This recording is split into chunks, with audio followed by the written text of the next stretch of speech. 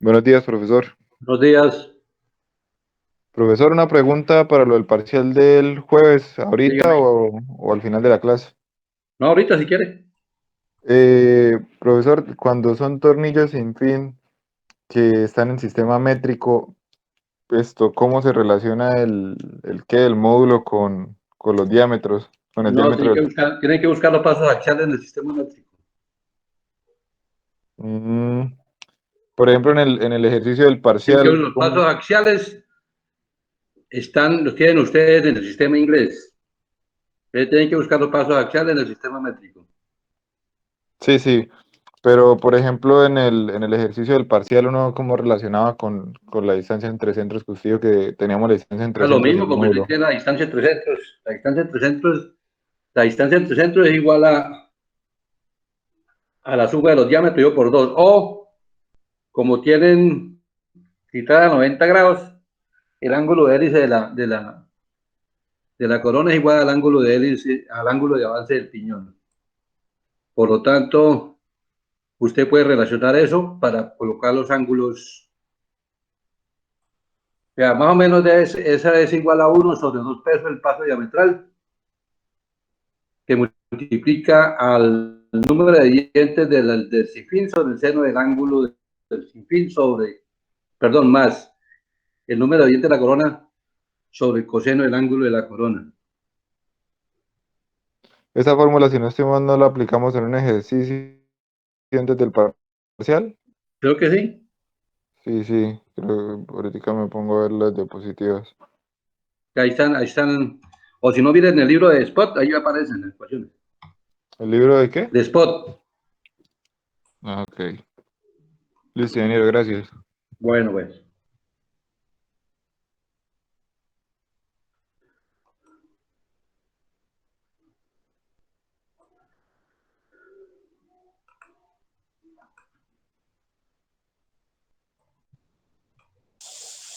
Buenos días, ingeniero. Buenos días, Lady. Ingeniero, yo tengo pues una pregunta. Dígame, Lady. Profe, cuando yo voy a seleccionar un rodamiento, pues en el punto donde yo voy a colocar el rodamiento, para, bueno, para la carga axial y radial, ¿cómo debo probar, o sea, la clase de rodamiento que yo debo utilizar, ingeniero? No sé si me dice. Que tiene que soportar cargas campinadas. Para que no pierdan el tiempo. En realidad uno tiene que buscar el rodamiento más adecuado, ¿listo? Sí, Ya, pero para anotar. Ahora sí, profe. pero sí, ojo, para lo real uno tiene que buscar el rodamiento más adecuado. Entonces hay varios rodamientos que soportan carga combinadas, carga radial, carga axial, como los rodamientos de bolas, los de rótula, los cónicos, esos soportan ambos tipos de carga. Pues para que ustedes vayan seguros y no tenga que ponerse a perder tanto tiempo, ahorita en el predio, pues de una vez seleccionen un cónico. ¿Listos? Porque los cónicos soportan mayor carga, entonces ahí van a la fija. ¿Va a quedar sobredimensionado? Sí. Pero a mí me interesa mirar el procedimiento, que ustedes sepan hacer cómo es el procedimiento. ¿Sí queda claro? Sí, señor. Profe, ahora otra pregunta. Cuando voy a definir, por ejemplo, un cojinete autocontenido, para calcular la altura radial, ¿se hace en base al ajuste o en base o se asume, profe? O lo asume, o asume la holgura o asume el ajuste.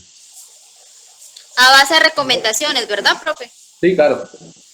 Profe, y esas recomendaciones, pues yo las he estado buscando y eso no encuentro en qué libro podría estar, profe. Ahí en el libro de Fraile hay unas recomendaciones. En el libro de Mott hay unas recomendaciones. Listo, profe, ya los anoto. Listo, profe. Ah, yo tenía otra. Ah, profe, mire. Al momento de seleccionar el rodamiento, es que yo las anoté. Al momento de seleccionar el rodamiento se debe soportar carga axial y la carga radial. Tenemos, por ejemplo, se tiene un eje de 20 milímetros, se debe seleccionar un rodamiento radial y axial, pero entonces esto en el catálogo no está el eje de 26 milímetros. 26 milímetros no. Se podría seleccionar uno de 25 milímetros y se le haría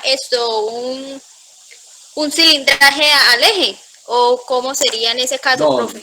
No sería de 25, sino sería más grande, porque tiene 26, sería sí. Más bien de 30.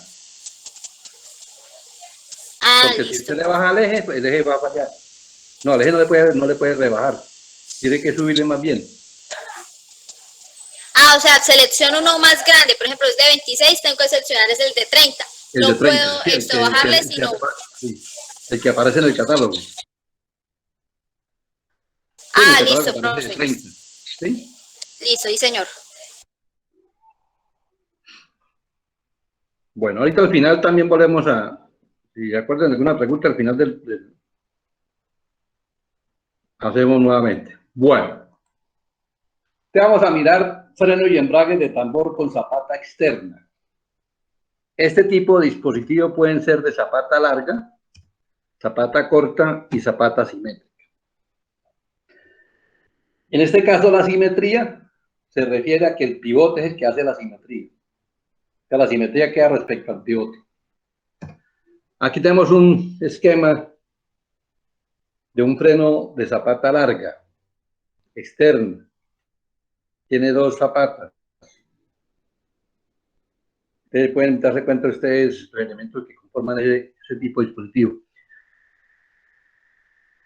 Tenemos los pivotes de la zapata. Este es el revestimiento, el que aparece aquí es el revestimiento, y estas son las zapatas. Este es el tambor. Y observen que aquí hay un freno, un resorte, que es el que aplica para aplicar la carga. Y eso se está haciendo mediante un solenoide. El solenoide está siendo energizando para que pueda actuar la carga. O sea que este funciona bajo un actuador eléctrico. ¿Ya? Entonces, para analizar este tipo, aquí vamos a mirar los de zapata larga primero. Estos son de zapata larga. Entonces, ¿qué es lo que cambia con respecto a la zapata interna, la dirección de la fuerza de operación y la dirección de la normal, nada más. El análisis se hace parecido al de zapata interna. Primero hay que colocar los ejes, el eje X. El eje X es el que pasa por un centro del tambor y el pivote. Ese es el eje X, como lo explicamos la vez pasada en la clase. Observen que la dirección de la normal va hacia afuera. ¿Por qué hacia afuera? Porque es la normal que le hace el tambor a la zapata, porque la zapata es externa. Cuando es interna es hacia adentro, la fuerza normal. La fuerza de rozamiento va en el mismo sentido del giro del tambor. Aquí está girando el sentido horario, entonces aquí está colocada la fuerza de rozamiento en ese sentido. Y en este caso la fuerza de operación va en este revestimiento del tambor. Y se puede hacer el proceso de frenado o embragar. Y lógicamente las reacciones que aparecen ahí. Entonces, si hacemos momento en el pivote A, tomando que en sentido antihorario va a ser positivo, que miramos que la fuerza de operación, esta fuerza de operación hace un momento positivo con respecto a. La fricción, la fuerza de rozamiento hace un momento negativo respecto a. Y la normal hace un momento negativo respecto a, porque los giros son sentidos horarios. Entonces, si despejamos ahí el momento debido a la fuerza de operación, nos queda que es igual a la suma al pivote. Como quedan sumando estos dos momentos, la zapata no es autonomizante, no es autobloqueada, en este caso.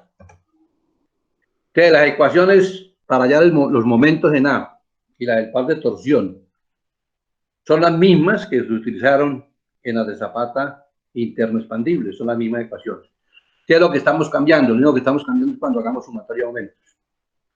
O sea, independientemente del tipo de zapata que vayamos a hacer, tienen que hacer sumatoria de momentos. Siempre. Y deben de ubicar el eje X.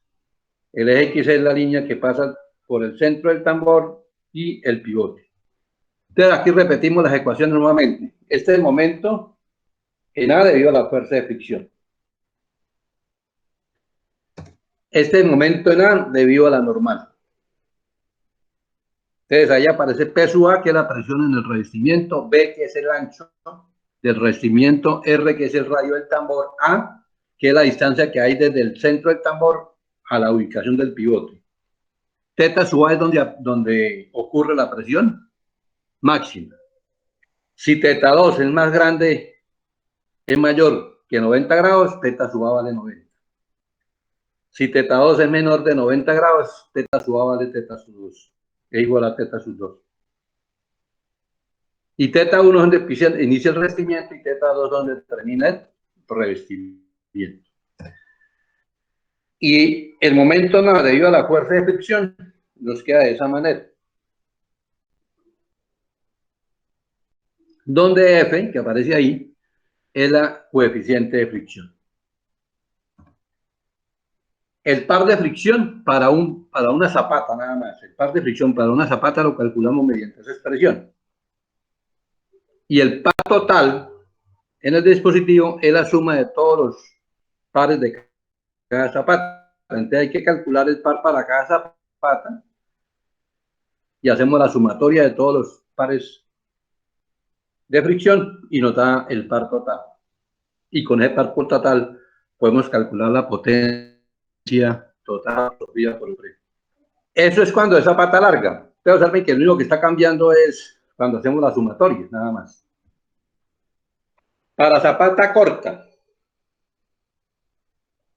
Entonces, ahí tenemos un dispositivo de zapata corta. Pero observen que teta que aparece ahí se denomina ángulo de revestimiento. Cuando ese ángulo del revestimiento sea menor o igual a 45 grados, decimos que es de zapata corta. ¿Entendido? Siempre que teta sea menor o igual a 45 grados, decimos que es de zapata corta. Cuando eso ocurre, cuando es de zapata corta, la fuerza normal y la fuerza de fricción se consideran cargas puntuales aplicadas en la mitad del revestimiento.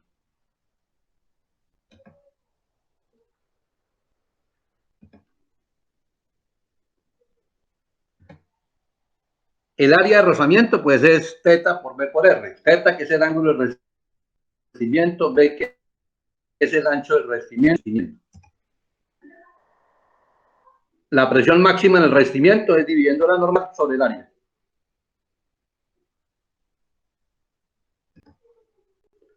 Y la fuerza de rozamiento, pues, es el coeficiente de fricción por la normal. Y el par de fricción es la fuerza de rozamiento por el radio, nos da el par de fricción. La potencia sería torque por N sobre el factor de conversión. Entonces, aquí tenemos nosotros el diagrama de cuerpo libre de la zapata. Entonces, observen que estamos colocando la fuerza de fricción como una carga puntual y la fuerza de rozamiento como una carga puntual. En la mitad del revestimiento, o sea, en teta medios. O sea, yo tomo aquí, desde aquí para acá tomo teta medios y ahí colocamos. O sea, que como está girando en sentido antihorario, la fuerza de rozamiento va en este mismo sentido. O sea, no, la dirección siempre nos va a dar el sentido de giro. Y la fuerza normal, pues, va hacia afuera. Porque siempre el tambor va a tratar de separar, de sacar la zapata. Esa es la diferencia entre zapata larga y zapata corta, es el ángulo del revestimiento. Si ese ángulo es más de 90 grados, pues decimos que es de zapata larga. Vamos a hacer ese ejemplo. Dice que en la figura se muestra un freno de zapata externa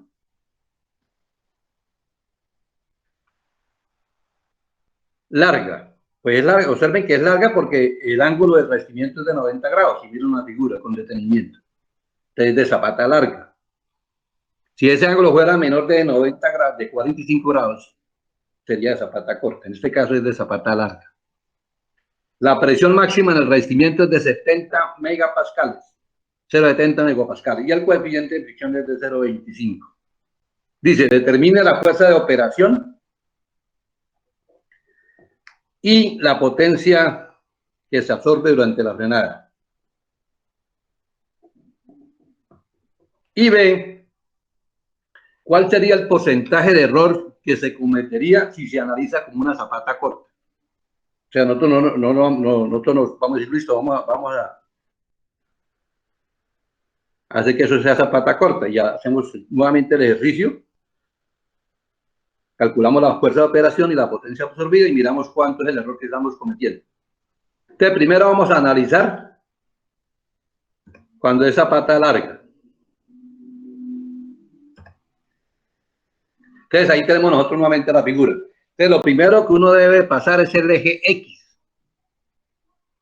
Es la línea que pasa por O y el pivote. Ahí aparece. Ese es el eje X. En el pivote, pues lógicamente hay dos reacciones. Una reacción en X y una reacción en Y. Ahí tenemos las dos reacciones. Y lógicamente aparece la fuerza de fricción y la normal. La normal va hacia afuera y la fuerza de fricción va en el mismo sentido de giro.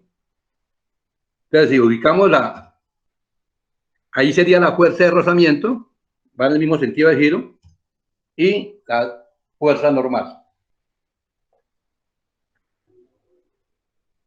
Ese lo ubicamos en un ángulo teta cualquiera. Acuerden que el ángulo teta lo medimos desde el eje X, desde aquí estamos midiendo el eje X hasta acá.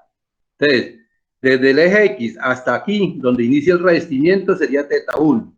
Y teta 2 es desde aquí hasta donde termina el revestimiento. Sería teta 2. El valor de A es la distancia que hay desde este punto hasta este punto. Ese es el valor de A. El valor de C es la distancia perpendicular que hay desde el pivote a la línea de acción de la fuerza de operación. Como la fuerza de operación es vertical, lógicamente la distancia perpendicular sería la horizontal, o sea, sería la suma de 225 más 275, sería el valor de C. Entonces ahí tenemos teta 1 y tenemos teta 2. Entonces saben que teta 1, el valor de teta 1 que tenemos acá. Entonces saben que ahí tenemos este ángulo, se llama gamma. Este gamma lo podemos calcular nosotros, porque conocemos esta vertical y conocemos esta distancia horizontal. Podemos calcular gamma. Como sabemos que este ángulo vale 45, por lo tanto este ángulo de aquí abajo también vale 45. significa que teta 1 más lambda vale 45 y ahí podemos calcular teta 1. Calculado teta 1 podemos calcular teta 2 porque teta 2 es igual a teta 1 más 90 grados, de acuerdo a la figura. Entonces el valor del ángulo lambda sería la tangente a la menos 1 de 150 sobre 225. Nos da 33.7 grados. El valor de teta 1 sería 45 menos lambda. Nos da 11.3 grados. El valor de teta 2 pues sería teta 1 más 90 grados. Nos da 101.3 grados. Entonces observen que aquí teta 2 es mayor de 90 grados. Como es mayor de 90 grados, teta sub A es igual a 90 grados. Ya tenemos teta 1, teta 2 y teta sub A. Valor de A, ahí faltó la reacción en X. Ahí faltó la reacción en X. El valor de A, pues es la distancia, es esta distancia al cuadrado, más la distancia horizontal al cuadrado, raíz cuadrada de eso, nos da el valor de A. Sería 270.4 milímetros. El valor de C, pues es la distancia horizontal que hay desde el pivote a la línea de acción de la fuerza de operación. Sería 225 más 275. Nos da 500 milímetros. Entonces hacemos sumatoria momentos en el pivote de la zapata. Pero observen que si decimos que en sentido antihorario va a ser positivo, observen que la fuerza de operación hace un momento negativo. Hace un momento negativo. Y la normal hace un momento positivo. Entonces ahí tenemos. Entonces, observen que si pasamos la fuerza de operación al lado derecho, que el momento normal, el momento de la fuerza de fricción, el momento de la fuerza de operación. Como está restando, significa que es una zapata autoenergizante o autobloqueante.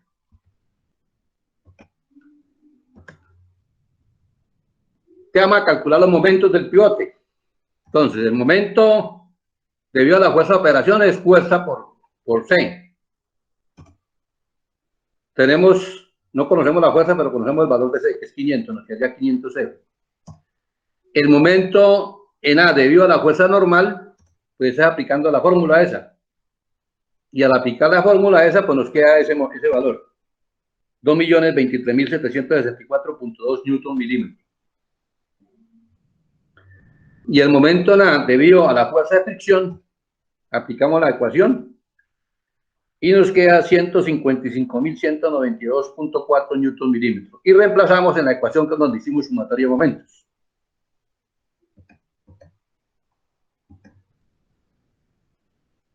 Y despejamos la fuerza de operación. Eso nos da 3.737.1 newton. Esa sería la fuerza de operación. En este caso, porque es estamos considerando, y es real, que es una zapata de zapata larga, externa. El par de fricción, ahí no tenemos sino una sola zapata. Aplicamos la ecuación y nos queda que es 3.941 newton metro. No tenemos sino una sola zapata, pues con esa zapata calculamos la potencia absorbida, que es torque por N dividido por 9.55. Nos da una potencia absorbida de 20.633.5 vatios. ¿Se acuerdan que en el ejercicio anterior yo les decía que si yo fuera a calcular las reacciones en el pivote, en vez de colocar las reacciones en este sentido, es más fácil colocar las reacciones en sentido vertical, una reacción vertical y una reacción horizontal. La resultante de esas dos me da una reacción total, que tiene que tener el mismo valor si yo calculara las componentes en este sentido. ¿Listo? Tiene que tener el mismo valor. ¿Por qué? Porque me queda más fácil, porque esta normal que estoy colocando aquí, el ángulo que forma la normal con el eje horizontal es todo este ángulo. O sea, teta 2 más lambda. Ese sería el ángulo completo. Entonces me queda más fácil descomponer en vertical y horizontal la normal. el ángulo que forma la normal con el eje horizontal es el mismo ángulo que forma la fuerza de fricción con el eje vertical. De acuerdo a Euclides, la semana pasada lo dijo. Y entonces es más fácil descomponer en vertical y horizontal esas fuerzas. Y la carga de operación la tenemos solamente en vertical. Hacemos sumatoria en dirección vertical igual a 0, sumatoria de fuerza en dirección horizontal igual a 0, y ahí calculamos las componentes horizontales y verticales del pivote. Y con eso calculamos la reacción total y con eso podemos diseñar el pasado.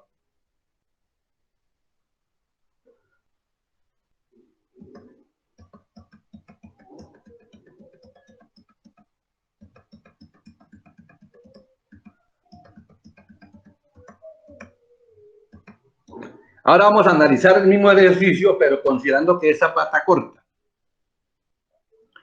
Y miramos cuál es el porcentaje de error que se comete. Lo real es zapata larga. Y miramos qué ocurre con la zapata corta. Entonces ahí tenemos nosotros nuevamente nuestro esquema. Te vamos a colocar, entonces, como es zapata corta, por así lo estamos suponiendo, la fuerza de fricción y la fuerza normal son cargas puntuales que están aplicadas en la mitad del revestimiento. Entonces, como el eje de simetría es este vertical, pues como de aquí para acá me queda 45 y de acá para acá me queda 45, en este punto colocamos, en el punto donde está señalado, colocamos la fricción y la normal. La normal va hacia afuera y la fricción va en el mismo sentido de giro. Entonces ahí tenemos la fuerza de fricción que va en el mismo sentido de giro y la fuerza normal que va en ese sentido. Ese punto corresponde a la mitad del revestimiento. Y colocamos la reacción. En este caso es más fácil colocar las reacciones ahí en el pivote como verticales y horizontales. Vamos a tener una reacción horizontal en A y una reacción vertical en A. Entonces ahí tenemos nosotros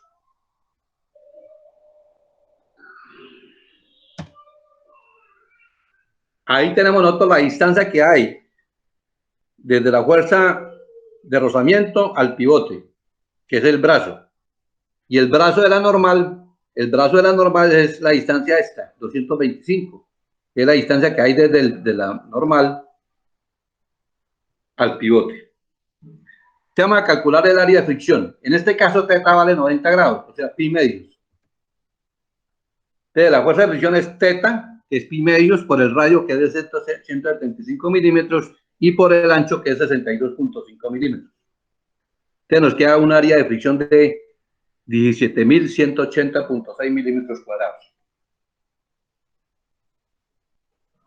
Ese es el área de fricción. La fuerza normal es igual a la presión por el área. Nosotros conocemos la presión que nos está dando el ejercicio, que era 0,07 megapascales. Y tenemos el área, ya calculamos la normal. Nos da 12.026.4 newton. La fuerza de fricción pues sería multiplicar la normal por el coeficiente de fricción. Nos decía que el coeficiente de fricción era de 0,25. Entonces nos daría 3.006.6 newton la fuerza de fricción. Entonces podemos hacer sumatoria en momentos en A para calcular la fuerza de operación. Entonces observen, la fuerza F hace un momento negativo, la fuerza de fricción hace un momento negativo y la normal hace un momento positivo. Entonces la fuerza de fricción por el brazo sería menos 500 por F. La fuerza de fricción sería menos 25 por FR. Y la fuerza, momento de vida a la normal, sería 225 por la normal. Si, como ya conocemos la fuerza de fricción y la normal, podemos reemplazar y calcular F. Nos da 5.261.6. Si comparamos esta fuerza, la fuerza de operación como zapata corta, era 3.737. Y aquí estamos colocando 5.261. Ustedes observen el margen de error que estamos cometiendo. Estamos colocando más fuerza de la necesaria. Si calculamos el par de fricción es la fuerza de fricción por el radio. Nos da 526.2 Nm. y calculamos la potencia absorbida por el freno. Entonces, si calculamos la potencia absorbida por el freno, nos da 27.549.7. Y la potencia absorbida por el freno, como zapata corta, nos da 20.633.5 vatios. Entonces, ustedes hacen la regla de 3 y calculan cuánto es el porcentaje de error que se está cometiendo. Al asumir una cosa que no debería asumirse. Estamos asumiendo que fuera zapata corta cuando es de zapata larga. Entonces, uno tiene que poner bien cuidado, ¿entendido? Para no cometer ese error. Entonces, allá tenemos cuando es zapata corta y cuando es zapata larga. Vamos a mirar cuando es zapata simétrica. Entonces, la simetría, repito, la simetría corresponde al pivote. El pivote es el que hace la simetría. Quiero observen que el pivote me hace la simetría. O sea, de aquí para acá está a un teta 2 y de aquí para acá está otro teta 2. Está de menos teta 2 hasta teta 2 el revestimiento. Hace simetría. La hipótesis que maneja aquí es que el desgaste normal es proporcional a la presión en este tipo de zapata. En los dos anteriores, en zapata larga y en zapata corta, se maneja el criterio de que la presión es proporcional a la ordenada, o sea, la ordenada, el punto donde estamos tomando la presión. Aquí corresponde al desgaste. Entonces, debido a esa hipótesis, nos queda que la presión va a ser igual a la presión máxima por el coseno de teta. Entonces, observen que cuando teta valga 0, la presión va a ser máxima. O sea, aquí en este punto donde teta vale 0, porque teta lo vamos a medir desde el eje X en este sentido. O hacia acá sería positivo y hacia acá sería negativo. O sea, si lo medimos en sentido antihorario, lo tomamos negativo, positivo, y lo mismo en sentido horario lo tomamos negativo. Entonces, cuando teta valga 0, tenemos nosotros la presión máxima. O sea, significa que en este punto, alrededor de este punto, la presión casi va a ser más pequeña. Entonces, el revestimiento debería estar concentrado alrededor de 0. No necesitamos tener tanto revestimiento de aquí para acá. No necesitamos, porque cuando teta valga 90 grados, coseno 90 es 0, la presión es 0. Entonces, ahí no está haciendo ningún tipo de presión. Entonces, si tomamos un diferencial de área de revestimiento, que es igual a BR por d teta. Y la diferencial de fuerza normal, pues multiplicando la presión por el de área.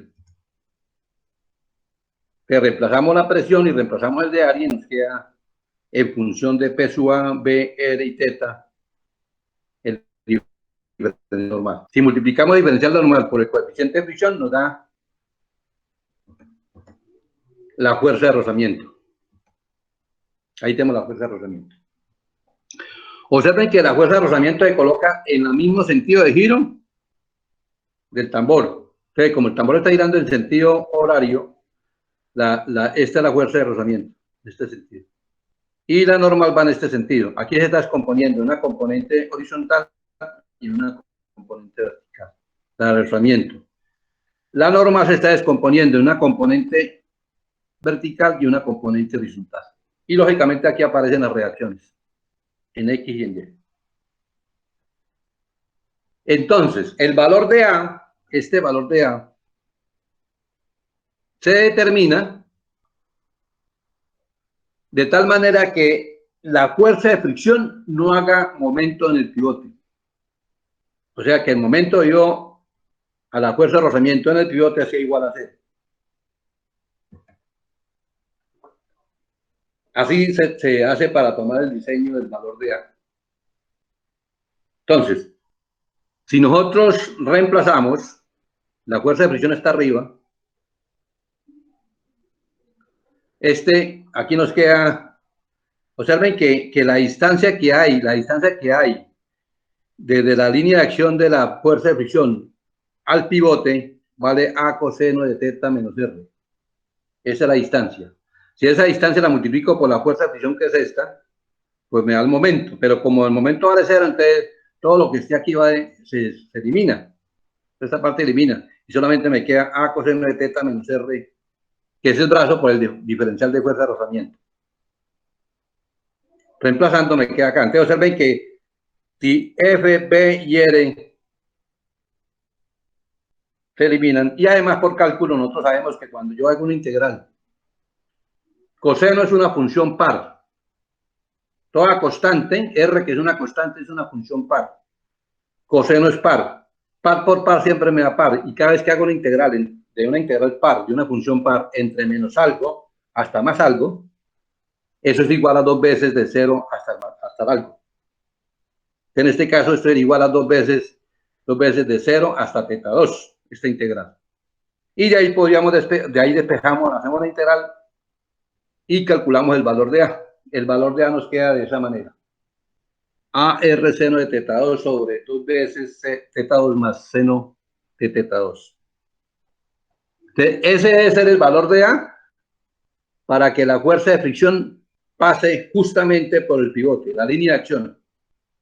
Es la única manera que valga cero, es que la línea de acción de la fuerza pase por el pivote. Entonces, ahora si hacemos sumatoria a momentos, perdón, podemos calcular las reacciones. Esta reacción en A viene en este sentido. La componente de la fricción va en este sentido. Acuerden que el diferencial de normal está por el coseno. Coseno es una función par. Y seno es una función impar. Par por impar me da impar. Y toda integral que vaya de menos alfa hasta alfa, o de menos teta 2 hasta teta 2, o de menos 1 hasta 1, eso va a ser. Entonces se elimina. Eso no me da cero. Y esta, cuando voy aquí, este diferencial de normal es par. Y coseno de teta es par. Te multiplico par por par, me da par, entonces voy integrando 2 veces desde 0 hasta teta 2. Y ahí calculamos el valor de A sub X. Entonces, al hacer esas sumatorias y al hacer las integrales, nos queda que la reacción en X tiene esta expresión. Lo podemos calcular de esa manera. Cuando haga sumatoria de fuerza en el día va a ocurrir lo mismo. Esta componente vertical, este es par por este par, me da par. Te integro 2 veces de 0 hasta teta 2. Mientras que esta componente es impar, por par me da impar. Esta componente es 0. La componente esta me da 0. Entonces, cuando hago las integrales, haciendo la sumatoria, nos va a quedar que la reacción en la dirección Y es igual al coeficiente de fricción por la reacción en X. Es como si fuera la normal y la fuerza de fricción. Entonces, ahí ya estamos cómo calcular cómo calculamos la reacción en el pivote. En la dirección X la calculamos de esta manera y en la dirección Y la calculamos de esta manera. Acuerden que el eje X es el que pasa por el centro del tambor y el pivote. El par de fricción, pues es la fuerza de fricción multiplicada por el radio. Entonces podemos hacer la integral. Como coseno es par, le integramos 2 veces de 0 a teta 2 y al hacer la integral nos quedaría esa expresión. Si tengo varias zapatas, pues tengo que hacer la sumatoria de los pares de fricción de todas las zapatas y me da el par total de fricción en el dispositivo. Entonces vamos a mirar ese ejemplo. Ahí tenemos un freno. Ustedes observen dónde está el pivote. El pivote está haciendo simetría en la zapata. Mira, aquí está el pivote. Aquí está el pivote. Ojo, tienen que poner cuidado a la figura, porque es que a veces confunden una de simétrica con una zapata larga. No, esto es simétrico, porque el pivote de la zapata, el pivote donde está, me hace simetría con la zapata, está a 45 y a 45, en ambos lados. Se supone que 45 por la figura. Lo que tiene acá. Ustedes saben que cuando se aplica la fuerza de operación K de 500, se aplica la fuerza de operación debido al mecanismo que tenemos ahí, pues no produce el efecto. Entonces, ahí nos piden determinar la presión máxima en cada zapata, o sea, cuál es la presión que se produce en cada zapata y la potencia absorbida por el freno. Lo que significa que vamos a calcular el par de fricción para la zapata derecha y el par de fricción para la zapata izquierda. Sumo el par de fricción, me da el par total. Y ese par total, con ese par total calculamos la potencia absorbida por el freno. Entonces, para poder hacer eso, hacemos análisis estático. Vamos a partir desde acá, desde esta barra, desde el eslabón ECD. Hacemos diagrama de cuerpo libre y calculamos las reacciones. Luego hacemos diagrama de cuerpo libre de la barra ABC y calculamos las reacciones. Hacemos diagrama de cuerpo libre de la barra EF y calculamos las reacciones. Hacemos diagrama de cuerpo libre de la barra HGF, y calculamos las reacciones. O sea, vamos a utilizar la estática. Entonces ahí tenemos la barra CDE. Acuérdense que uno coloca la dirección de las reacciones como uno quiera. Que cuando uno las calcule, si le da positivo, significa que está bien la suposición de la dirección. Y si nos da negativos, quiere decir que va al contrario a lo que nosotros supusimos. Entonces, si hacemos sumatoria de momentos en E, entonces si hacemos sumatoria de momentos en E, la componente de C en dirección vertical no produce momentos en E, pero la componente C sí produce momentos. Y la componente la fuerza de operación también produce momentos. Entonces, y ahí podemos calcular C sub X, aplicando estática. Hacemos sumatoria de fuerzas en X. Entonces, haciendo sumatoria de fuerzas en X, calculamos la reacción en E, en X. Y hacemos sumatoria de fuerzas en Y, y ahí nos queda una ecuación con dos incógnitas. Ahora hacemos el diagrama de cuerpo libre de la barra ABC, la barra vertical que está en la zapata derecha. Ahí tenemos la barra vertical. Entonces, como coloqué las direcciones de C sub Y y C sub X en este sentido, aquí las coloco en sentido contrario para la siguiente labor. De ahí conocemos C sub X. Entonces, si hacemos momentos en A, podemos calcular cuánto vale B sub X. Entonces, de ahí calculamos B sub X. B sub X es la reacción en el punto B, que es el mismo punto donde está el pivote. O sea, B sub X es la reacción en el pivote de la zapata derecha. Sumatoria de fuerzas en X, y ahí calculamos el valor de A sub X, porque conocemos C sub X y B sub X. Sumatoria de fuerzas en Y, no conocemos ninguna de esas, tenemos otra ecuación. Ya tenemos ecuaciones en la cual no conocemos C sub Y, ni B sub Y, ni A sub Y. Pasamos para el lado izquierdo. Entonces hacemos diagrama de cuerpo libre de la barra EF, que es la que conecta la zapata derecha con la zapata izquierda. Esa es la que hace la conexión. Entonces colocamos en el punto E, la coloco sentido contrario a la que la coloqué en la barra anterior. Entonces observen que si hacemos sumatorio de momentos en F, nos queda que su Y vale 0. Por lo tanto, sumatoria de fuerzas en Y, FY también vale 0. Y sumatoria de fuerzas en X, nos queda que Fx es igual a E sub X. Y hacemos el diagrama de cuerpo libre de la barra vertical, que es la que, donde está la zapata. En el lado izquierdo, en el punto G, en el pivote, en el punto G, donde tenemos la zapata. Entonces ahí tenemos Fx y Fy, que ya lo conocemos. Fx vale 0, Fy vale 0 y Fx vale 3000. Entonces hacemos momentos en H. Al hacer momentos en H ya calculamos el valor de G sub X. Nos da 6000 newton. Y hacemos sumatoria de fuerzas en X, con lo cual ya calculamos el valor de HX. Y hacemos sumatoria de fuerzas en Y, ya conocemos que Fy vale 0. G es el pivote de la zapata izquierda y B es el pivote de la zapata derecha. ¿No? Entonces, vamos a calcular la presión de la zapata derecha. Como conocemos la reacción en los pivotes de las zapatas, nosotros conocemos B sub X y B sub Y. son las reacciones en ABC, que corresponden a la zapata derecha, y es el pivote de la zapata derecha. Como B sub X lo podemos calcular por esta ecuación. Cuando estamos mirando la zapata, nosotros conocemos teta 2, ya lo conocemos allá porque nos dice que teta 2 vale 45 grados. La presión no la conocemos, el ancho sí lo conocemos porque nos lo están dando y el radio también. Y conocemos el valor de B sub X, por lo tanto despejamos y calculamos B sub A. Como conocemos B sub X, también podemos calcular B sub Y, porque B sub Y sería igual al coeficiente de fricción por B sub X, y ya tendríamos a B sub Y. ¿Qué nos sirve para calcular las reacciones en Y en los otros pivotes? Para la zapata izquierda, lo mismo. Entonces, en la zapata izquierda es el punto G. El punto G es el punto del pivote de la zapata, que es donde se conecta la barra vertical con la zapata. Esa barra vertical es la que mueve la zapata.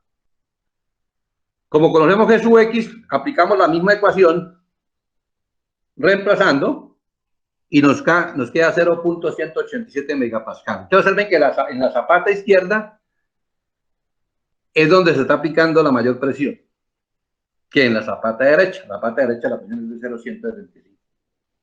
Como conocemos G sub X, podemos calcular G sub Y, multiplicando el valor de G sub X por el coeficiente de fricción. Por lo tanto, ya podemos calcular todas las componentes en Y en los pasadores. Por lo tanto, ya conozco la reacción total en cada pasador, porque conozco la reacción en X y la reacción en Y. Y con esa yo miro en qué de esos, y me regreso, voy a regresarme.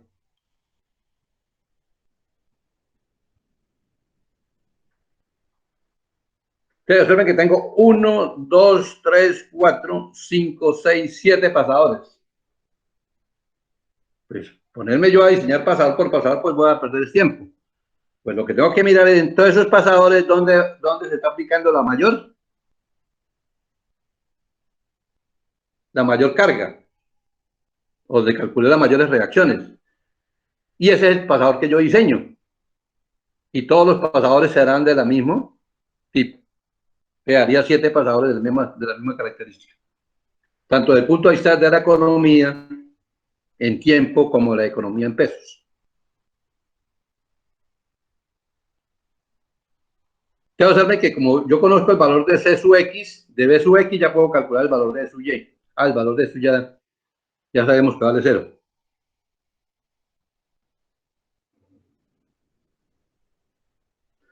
Entonces tenemos la presión. Entonces calculamos el par de fricción en la zapata derecha. Aplicamos la ecuación. Nos queda que ojo, el coeficiente de fricción, el ancho y el radio y teta 1 no cambian para ambas zapatas. ¿Qué es lo que cambia? La presión, nada más. Entonces tenemos el par de fricción en la zapata derecha y calculamos el par de fricción en la zapata izquierda.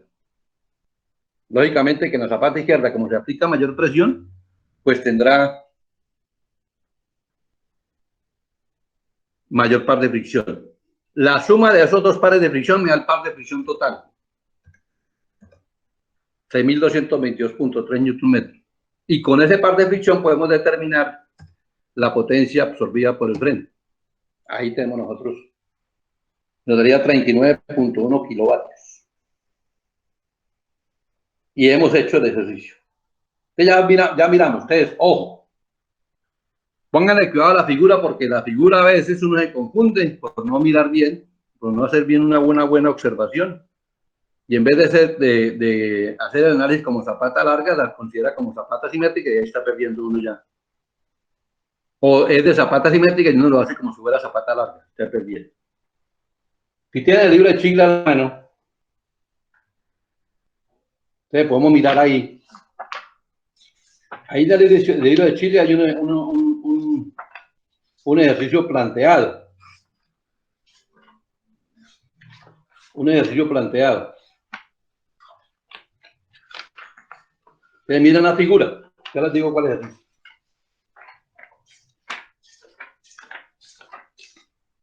Por ejemplo, la figura 16.7, del problema 16.7. Si ustedes miran ahí la figura, eso es de zapata larga, porque observen dónde está el pivote. el pivote está en un extremo de la zapata.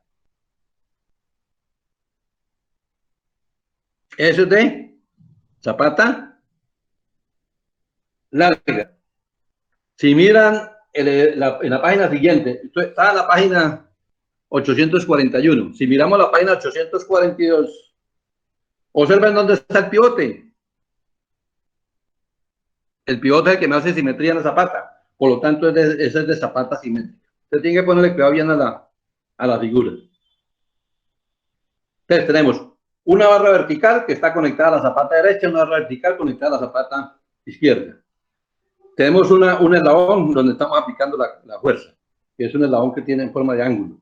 Y tenemos un eslabón que conecta las dos zapatas, que es el que está inclinado ahí. Si están viendo la figura del problema 16.9.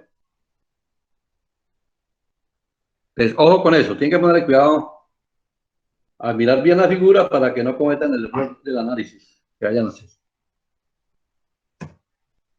Y con esto terminamos freno y embragues. Preguntas.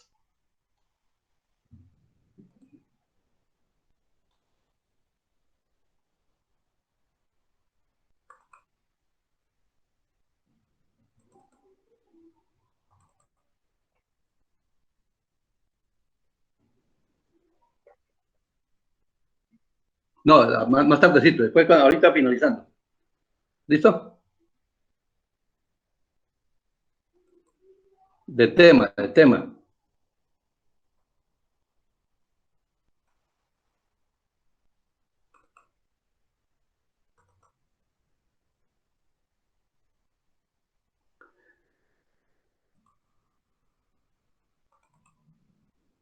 Bueno, entonces si no hay preguntas del tema, yo sigo. ¿Listo? Con lo siguiente. La siguiente unidad, ahorita vamos a hacer una introducción nada más y luego el tiempo que nos queda lo dedicamos a las preguntas.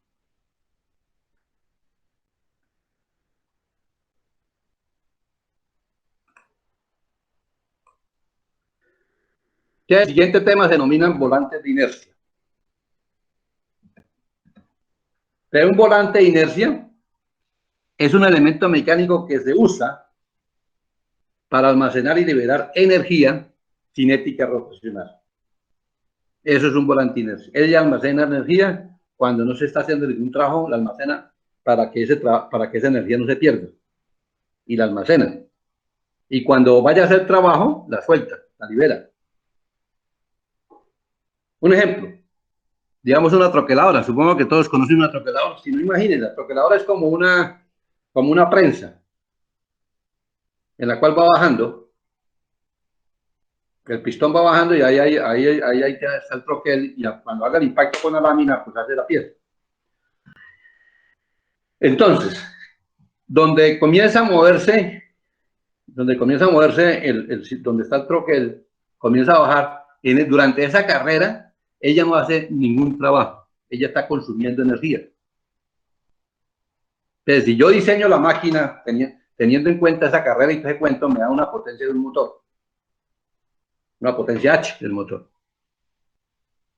Ahora, si yo hago el diseño considerando que durante esa carrera, de ese recorrido, ella no hace ningún tipo de trabajo, simplemente consume energía, ¿qué es lo que hago? Entonces digo, listo, como yo ya sé cuánta potencia necesito consumir haciendo el recorrido cuando no hace trabajo, más la energía que tiene que hacer cuando hace trabajo. Entonces, ¿qué hago? Pues diseño un volante de inercia para que durante ese recorrido me almacene esa energía que no está consumiendo. Y con la potencia que me queda, selecciono el motor. Entonces ya voy a tener un motor de menor potencia.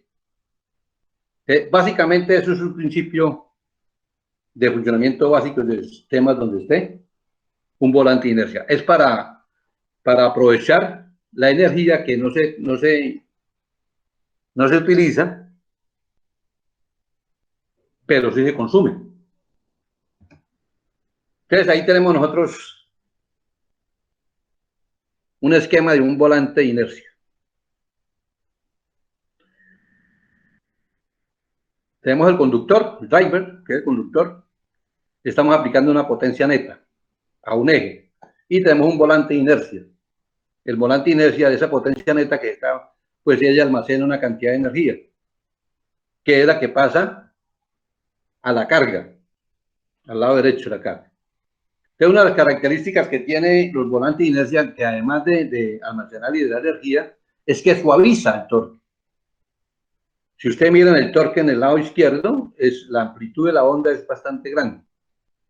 El volante de inercia, que es, ahí se muestra en el lado derecho, la amplitud de la onda se hace más corta, lo va suavizando. Lo mismo hace con la velocidad. Como va a ser una velocidad mínima, una velocidad máxima, esa fluctuación de velocidad pues produce muchos problemas. Entonces el volante de inercia lo que hace es suavizar esa diferencia de velocidades. Entonces las funciones de un volante de inercia, uno es reducir la amplitud de la fluctuación de la velocidad. O sea, para que esa fluctuación no sea muy grande, se lo reduce. Reducir el par de torsión requerido, así como se muestra en la gráfica. Y almacenar y liberar energía durante el ciclo de trabajo. Esas son las funciones básicas de un volante de inercia. Clases de volantes de inercia.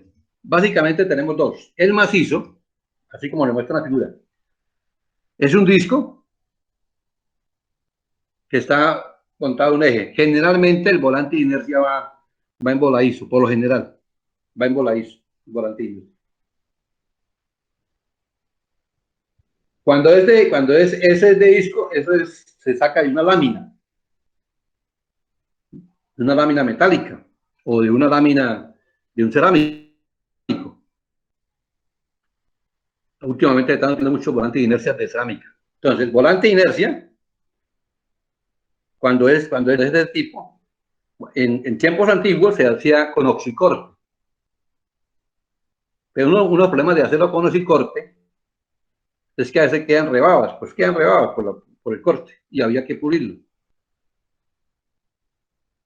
Debido al proceso de corte más la pulida, entonces a veces se producían descompensación de masa.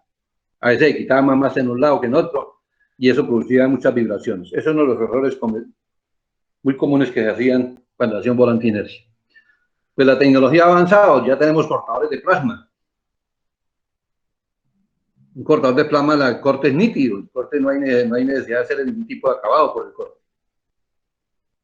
Y es más preciso, porque además de eso, como es computarizado, simplemente uno define el radio de lo que uno va a hacer y ahí automáticamente la máquina le hace un corte de plasma. Eso se saca de una lámina metálica y las láminas pues vienen de espesores comercialmente estándar. Ustedes ya saben para dónde voy. Que deben de buscar lámina primero, qué materiales se utilizan para volantes de inercia. Y de esos materiales, ¿en qué lámina los consigo? Para que miren los estándares comerciales de los espesores. Y el otro tipo es de llantirradio. Cuando el volante se hace muy grande y eso va a tener mucho peso, entonces se alivia peso quitándole masa al volante. Entonces se hace por llantirradio. Generalmente cuando se hace por llantirradio se hace por fundición. Yo le puedo también quitar masa al disco. Le hago agujeros al disco, pero de modo que esos agujeros que le haga me quede una distribución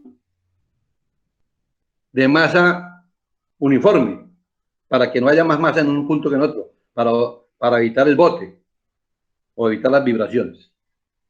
Entonces, de esa manera también puedo aliviar masa, simplemente haciendo los agujeros. Pueden ser agujeros cilíndricos o agujeros de otro tipo de sección, pero que estén distribuidos uniformemente para que produzcan, no haya acumulación de masa en un punto y no haya producir vibraciones.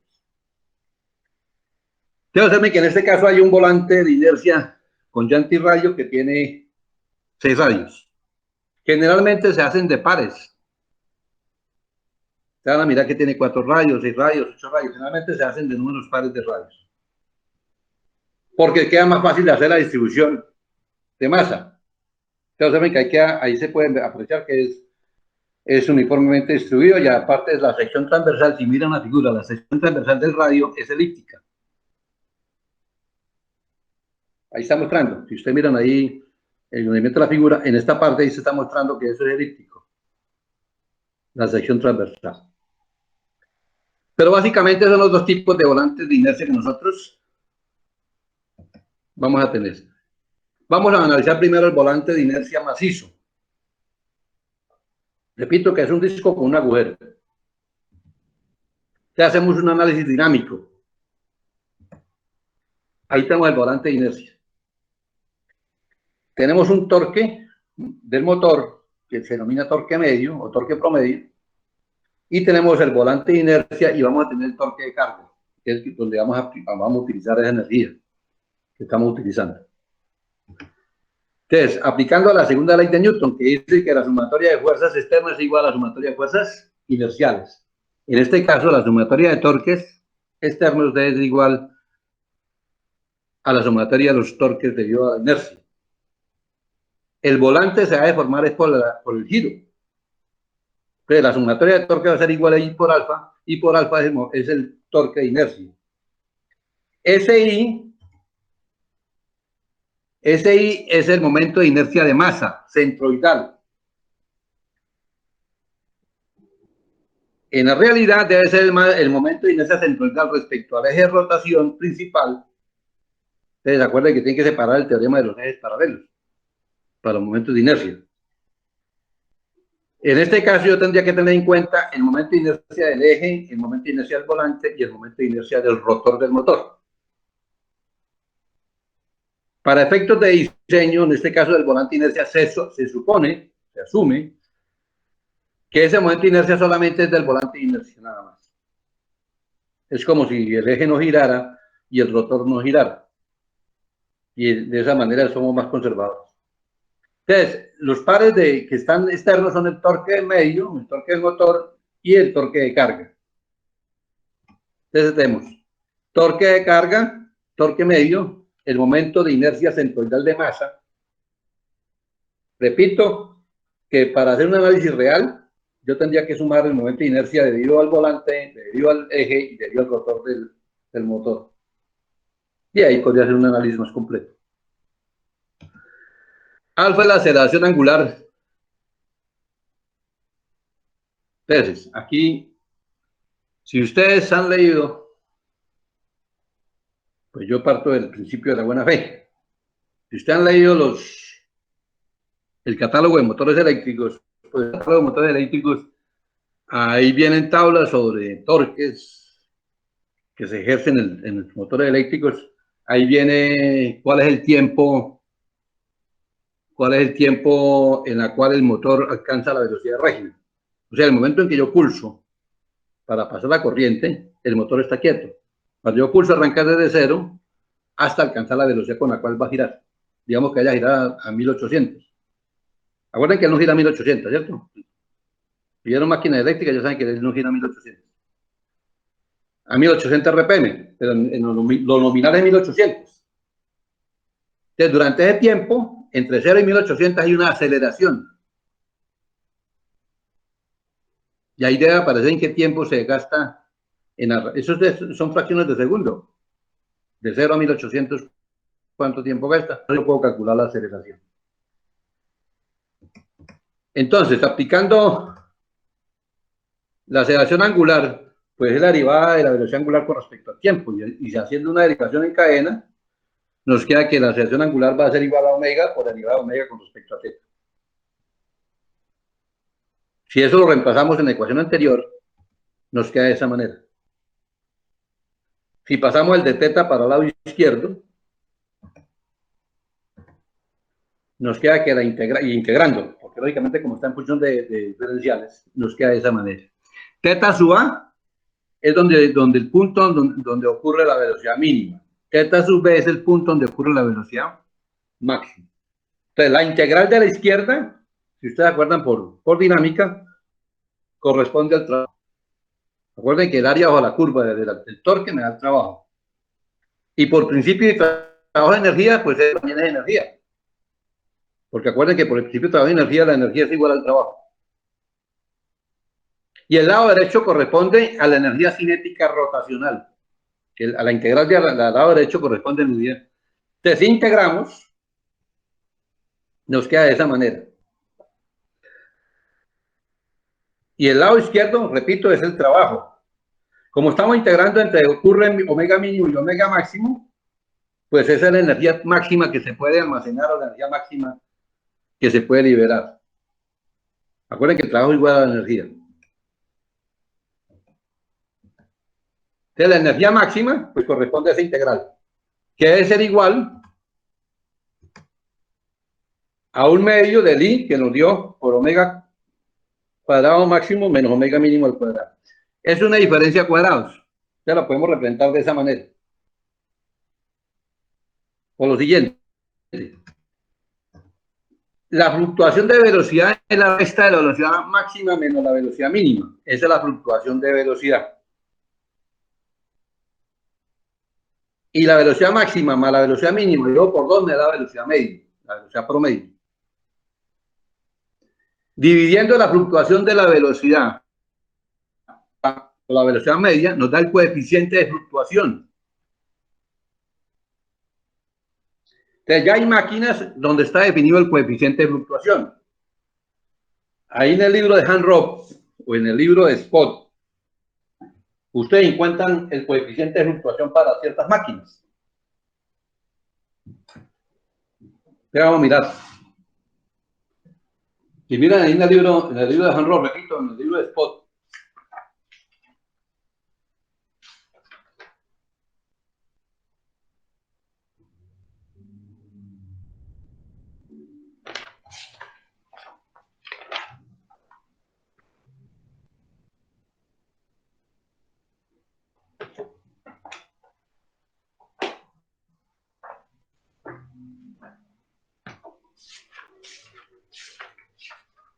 Por ejemplo, estoy en la página 450 del libro de Hanrock. Dice, para maquinaria de trituración, ese coeficiente vale 0.2. Para máquinas de herramientas vale 0.030. Para maquinaria textil vale 0.0 precisamente. Entonces tienen que buscar ustedes las tablas de los coeficientes de fluctuación, porque eso ya está definido para las máquinas que más se utilizan.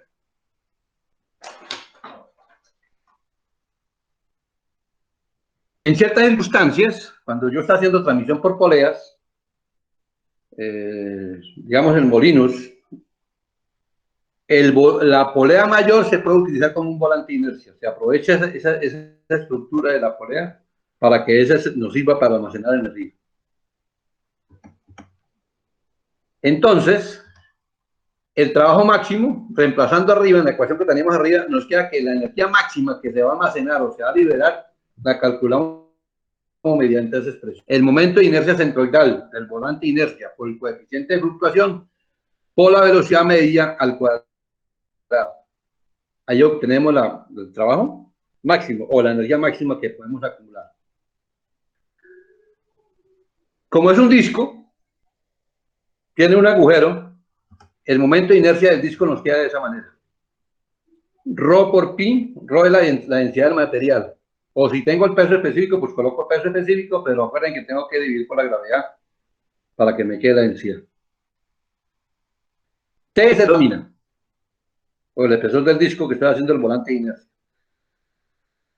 B es exterior y A es el radio interior. Y ahí tenemos cómo calcular el volante de inercia. Momento. Gamma es el peso específico del material del volante de inercia. Con ese gamma podemos calcular Rho. T es el espesor del volante de inercia, B es el radio exterior y A es el radio interior del volante de inercia. Ya hicimos el análisis dinámico para saber cuánta energía vamos a almacenar en el volante de inercia. Ahora, el volante de inercia se le van a inducir esfuerzos debido a la rotación. Entonces, si hacemos un diferencial de volante de inercia, acuérdense que ahí no le estamos aplicando carga, ahí lo único que estamos aplicando es fuerzas inerciales nada más al volante de inercia.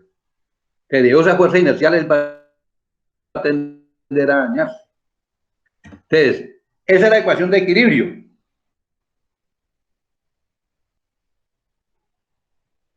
Si resolvemos esa ecuación diferencial, que es la ecuación de equilibrio, vamos a obtener el esfuerzo radial, que va en la dirección del radio, y el esfuerzo transversal o tangente que tenemos ahí. Si yo fuera a hacer un análisis completo, pues yo calcularía los esfuerzos principales. Y con los esfuerzos principales calcularía el esfuerzo de Mises. Y con base en el esfuerzo de Mises haría el diseño del volante de inercia. Pero una forma muy sencilla, para no tener esa complicación, es simplemente mirar de esos cómo son los esfuerzos, cómo se distribuyen el esfuerzo radial y el esfuerzo transversal. Y haríamos el diseño con el esfuerzo más grande, con el esfuerzo máximo que hay presente. Entonces, la distribución de esfuerzos, ahí tenemos la distribución de esfuerzos. En la parte, en la figura de arriba, tenemos el esfuerzo tangencial o el esfuerzo θ. Observen que pegado al agujero del disco, tenemos el esfuerzo máximo. Y en el radio exterior tenemos el esfuerzo mínimo. Mientras que el esfuerzo radial es 0 en el agujero y 0 en el exterior. Y si comparan el esfuerzo transversal tangente, el esfuerzo tangente o transversal, siempre es mayor que el esfuerzo radial. El esfuerzo radial es pequeño. Entonces, si ignoramos el esfuerzo radial, lo ignoramos, solamente hacemos el análisis simplemente con el esfuerzo máximo de tangente o transversal. Entonces, tomando el mayor, sería esa la ecuación. O sea, si reemplazamos allá, tomando que R vale el valor de A, nos queda esa ecuación, donde Rho es la densidad del material del volante de inercia. Nu es el coeficiente de Poisson.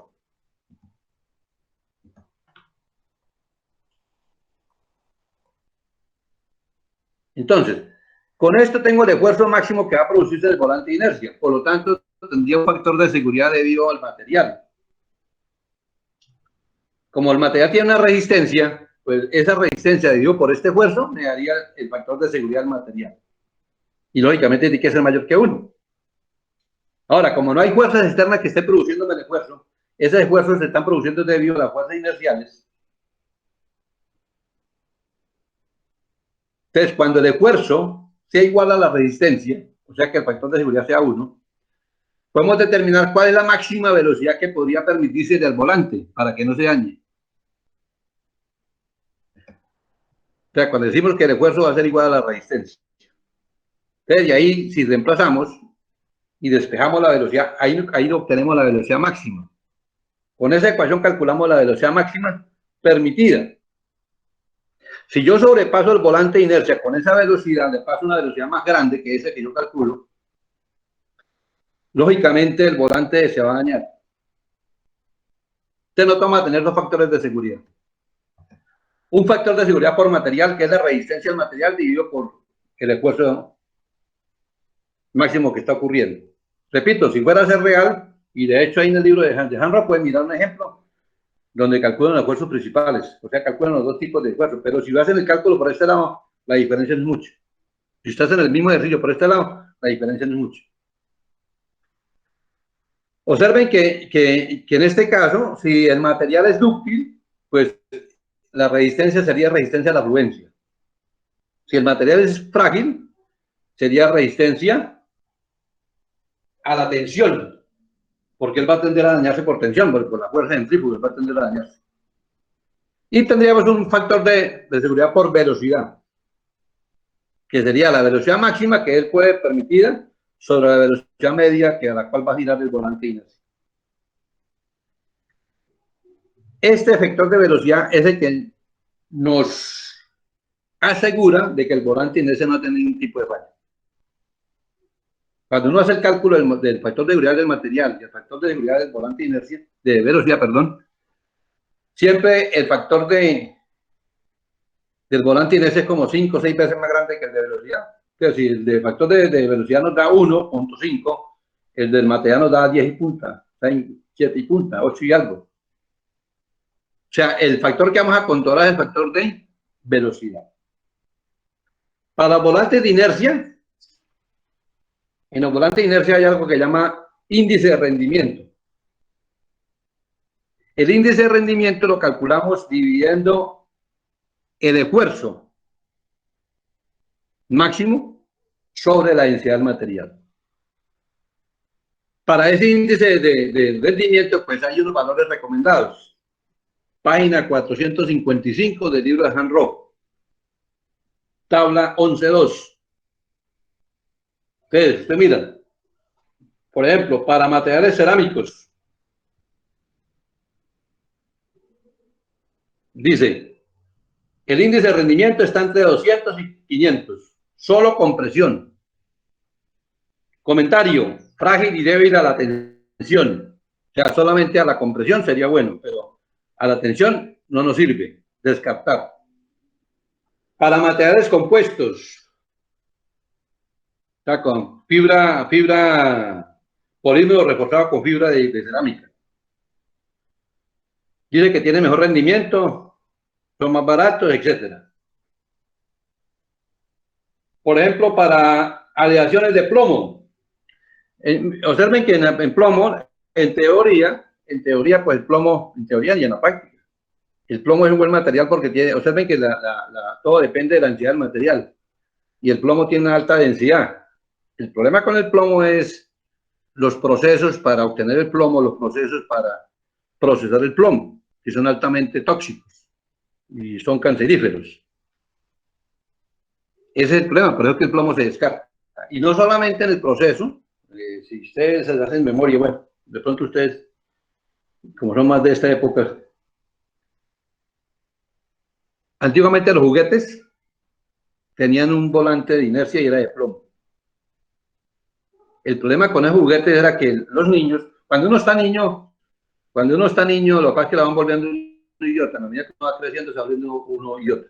Lo van volviendo a uno. Primero papá y mamá y luego los profesores. Los profesores le encargan nuevamente los profesores encargan de darle uno.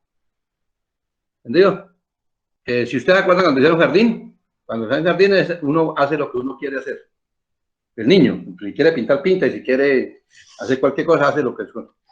Cuando entra primero ya la cosa cambia, porque ya hay que rellenarlo de cosas. Entonces ya comienzan a decirle, siéntese, haga la suma, aprenda a leer, ya comienzan a condicionarlo. Entonces se va perdiendo la capacidad de asombro y se va perdiendo la capacidad de ver las cosas. Cuando uno está niño, uno veía juguete, uno miraba, bueno, que funciona. Uno era para traer juguete para mirar qué es lo que tenía por dentro. Y ahí venía un volante de inercia. Y como los niños sí saben, así no sepan cómo le llaman los sentidos, lo primero que hace es meterse las cosas a la boca. Y el plomo es nocivo. Una es un problema con ese tipo de volante de inercia. Sobre todo en los juguetes que estén en los carritos, que uno los tira, los hace hacia atrás y los suelta. Esos carritos tenían, no sé, ahora tendría que buscar un juguete, tenían un resorte de torsión y un volante de inercia. Entonces, cuando se hacía el carrito hacia atrás, se enroscaba el resorte. Cuando se soltaba, el resorte comenzaba a soltarse y comenzaba a desarrollar, a botar la energía acumulada.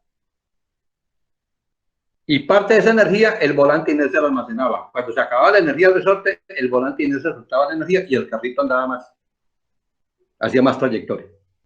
Esa era una de las aplicaciones que tenía el volante de inercia. El problema era con el material. Entonces, un buen índice, cuando usted mira el índice de rendimiento, puede mirar ahí en la tabla 11.2 del libro de Han Rock. Ahí aparece índice de rendimiento para materiales y ahí aparecen unos comentarios. Por ejemplo, mire, dice, aleaciones de plomo y hierro fundido. Para aleaciones de plomo tiene un índice de rendimiento de 3.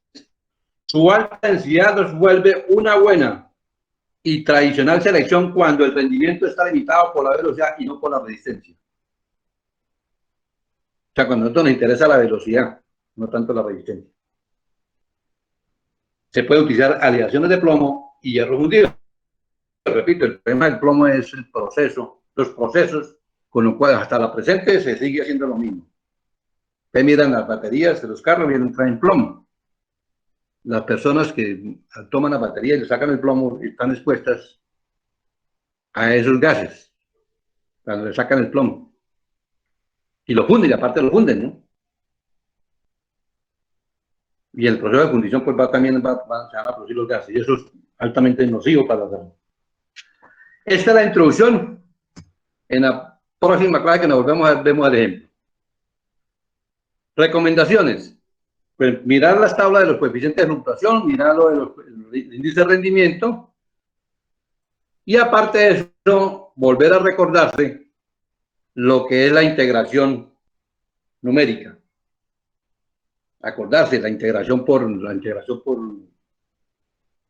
regla de Simpson, la integración por la regla de trapecio, o sea, cualquier regla de esas de integración numérica, porque la vamos a volver a emplear.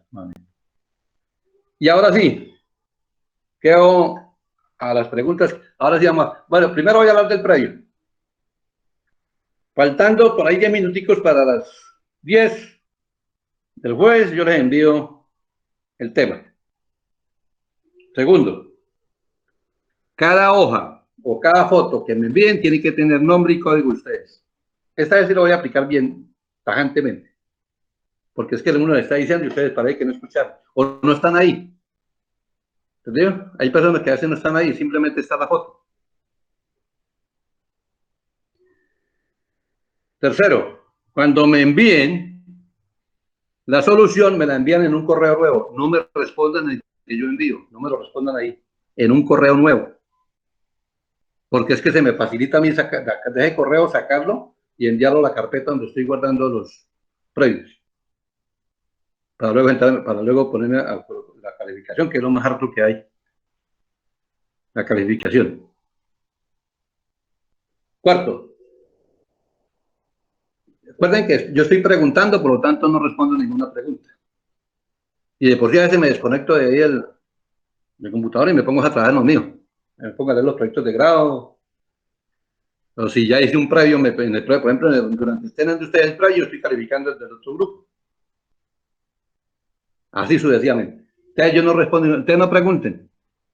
5. Cuando ustedes miren y de pronto dicen, pero aquí falta un dato, pues no se maten la cabeza, simplemente coloquen el dato y me justifican por qué es que ustedes colocaron ese dato. Justifíquenlo. Porque es que a veces no está el dato, pero se puede calcular. O a veces que no se puede calcular, entonces yo tengo que colocar el dato. Que no hay la temperatura ambiente y entra la temperatura ambiente. Y, pues listo, digo, bueno, voy a estar aquí en Cúcuta. La temperatura en Cúcuta es de tanto. Listo, ya. Y justifico la temperatura. O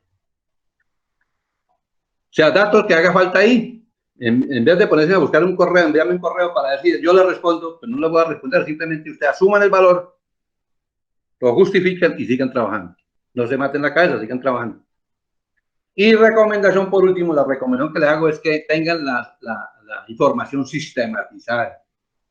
Lo sistematizado no significa que esté en un computador y en un software y que no. Yo puedo tener las cosas sistematizadas en mi biblioteca. Por ejemplo, en mi biblioteca yo tengo los libros, los tengo acomodados. Y usted a cualquier biblioteca están los libros acomodados, de tal manera que voy para el área de ingeniería, y el área de ingeniería y específicamente mecánica, les voy a encontrar los libros de mecánica. Y están sistematizados, de modo que los de fluido, los de diseño, están sistematizados. Lo que ocurre es que como uno es el usuario, entonces uno, si es estudiante de la Universidad de Pablo Santander, si está abierta la biblioteca, que debería estar abierta, o sea, la biblioteca debería estar, que ustedes puedan tener acceso, ir por la ventanilla, decirle, ya, lógicamente, guardando los protocolos de bioseguridad, y le puedan prestar a usted un libro. Eso debería ser lo lógico, pero como en la universidad no existe la lógica. Entonces, cuando uno es estudiante de la Universidad de Pablo Santander, ¿qué es lo que hace uno? Va y busca el libro de diseño, o le arranca las hojas, o lo esconde. ¿Sí o no? En todos los libros, la mayoría de los libros, como hay poquitos libros, entonces lo que hacen es eso, esconder, o lo sacan y prefieren pagar la multa y no lo comparten con nadie. No, la información es para compartirla. Entonces, sistematizar significa que ustedes tengan bien ordenada la información. Que es que esto es de volantes, que esto es de Simín Corona, pues aquí tengo toda la información de Simín Corona, tengo en este lado. Y cuando me dedico a eso, y no tengo que ponerme a buscar en libros, no, ahí la tengo toda. Materiales, ecuaciones, etcétera. En eso consiste la sistematización, en una organización de la información. Ahora, si la tienen en un computador, pues buscan la carpeta y en la carpeta donde diga diseño, y en la carpeta de diseño tendrán ustedes varias subcarpetas metidas ahí, y en cada carpeta viene metida la información necesaria. Bueno, ahora sí, ya con las recomendaciones, soy todo oídos respecto a las preguntas. Ahora sí, compañero, el compañero que me hace la pregunta, ¿se fue o está ahí?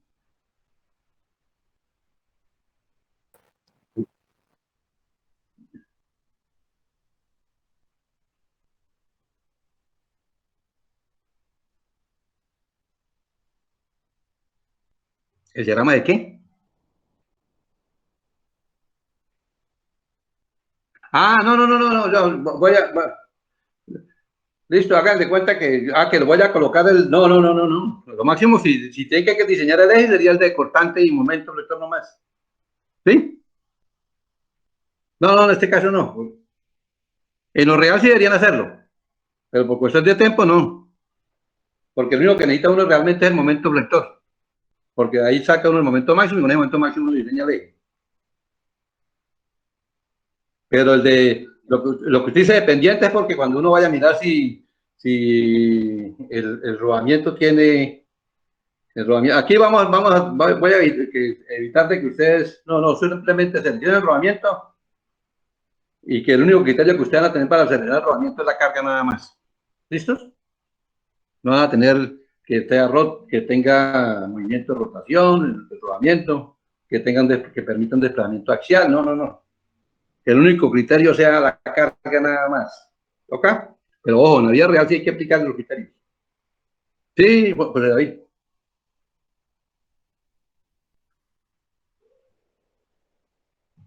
¿Qué otra pregunta? Ingeniero, ¿cuántos Dígame, pues. ejercicios serán para el parcial? ¿Será uno ¿Cómo? solo o serán varios? ¿Qué? De los ejercicios 3. para el parcial, ¿cuántos serán? 3 ejercicios. Y que, o sea, uno con rodamientos, cojinetes y Sí, uno de cada diseño. tema. Uno de granes, uno de cojinete y otro de rodamientos. Sí. Ah, ok. ¿Tiene más opción? ¿Sí o no? Sí, claro, mucho mejor. Sí, 3. señor. Profe, Dígame, Lady. ¿y va a ser el mismo tiempo del primer previo? Yo creo que sí. Pues 1 hora para cada uno. 3 horas. Hace mucho. O sea, si empiezan a las 10, a la 1 es la máxima. Ya saben que tiene que tener la hora máxima es la hora esa. A la hora que yo digo ahí en el correo. Sí, claro. ¿Qué Profe, más? otra pregunta. Dígame. Profe, por ejemplo, en la de cojinete, si nos llegan a dar una viscosidad, por ejemplo, de 20W50, pues yo estaba mirando acá en el libro de Chingle y yo sé que pues estaba viendo una gráfica, dice la figura 1214. Si en el llegado caso pues llega a salir ese lubricante, por ejemplo, 20W50, 10W30, ¿cómo se podría manejar esa gráfica cuando, por ejemplo, me dan una temperatura media? No es lo mismo. Esas gráficas son a escala. Ya, me voy a ubicar en el libro. Eso está a escala logarítmica. ¿Sí? Entonces, ya estoy ubicado en la página 610. En el eje donde está la viscosidad, arranca en 0,2, 0,2, 0,3, 0,4, 0,5 y 1.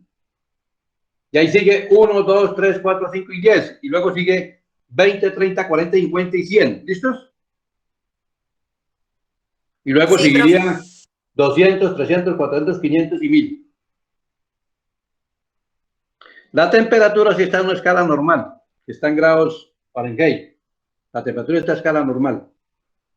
Entonces simplemente, digamos, yo tengo 180, 150 y tengo una W10.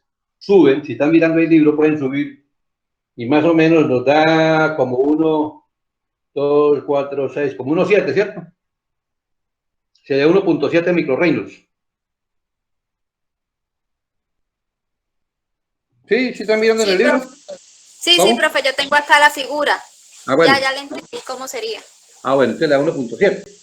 sea, subo hasta donde me pegue con Con las la línea. líneas que van Y ya hacia el otro lado. Ajá. Y de ahí me voy hacia la parte izquierda y veo la viscosidad absoluta. Sí, ustedes pueden Listo, hacer, profe. miren, si ustedes tienen, porque es que a veces uno tiene la tendencia de hacerlo con el dedo. No, yo no lo estaba haciendo con el dedo. ¿Sí? Si usted tiene si ustedes tienen una lámina, una lámina ¿cómo se llama? De plástico, una lámina, o una radiografía. Esa radiografía uno la lava y le queda un color azul muy bonito. Entonces, y a esa le coloco por la mitad una línea, con un marcador le paso una línea, un marcador que es de punta fina, no va a pintar gruesa, un marcador con punta fina le paso la mitad por la mitad una línea vertical y una línea horizontal. Y eso me sirve a mí para cursor. ¿Sí o no? Porque si ustedes miran, tengo una línea vertical, pues me ubico con la línea vertical, me ubico en el eje de la temperatura, y con la línea horizontal me voy ubicando donde toque al grado correspondiente. Y la horizontal me indica cuál es la viscosidad. ¿Bien? Y eso es un cursor. O hacen, ahí le queda más fácil para mirar uno. Porque es que a veces lo hace uno con el dedo y lo hace uno o con una regla. Coloca una regla y luego comienza con el dedo a mirarse dónde queda. En cambio, con una lineecita, ¿no? Y lo otro, tentativamente, por ejemplo, como está entre 1 y 2, si yo miro para llegar de 1 a 2, ¿cuántos espacios hay? 1, 2, 3, 4 y 5. Entonces yo estoy asumiendo que vale punto 2. Usted diría 1, 2, 1, 4, 1, 6, 1, 8 y 2. Quedaría de esa manera. Porque estoy llegando a 2. Cuando llegue a 10, entre 10 y como ahí dice 10 y aparece el 2, significa que ese 2 es 20. Entonces tengo entre 10 y 2. Ahí no hay sino dos divisiones, pues sería 10, 15 y 20, ¿cierto? Entonces tengo que mirar eso. Tienen que mirar eso cuando tomen el eje vertical. ¿Qué otra pregunta?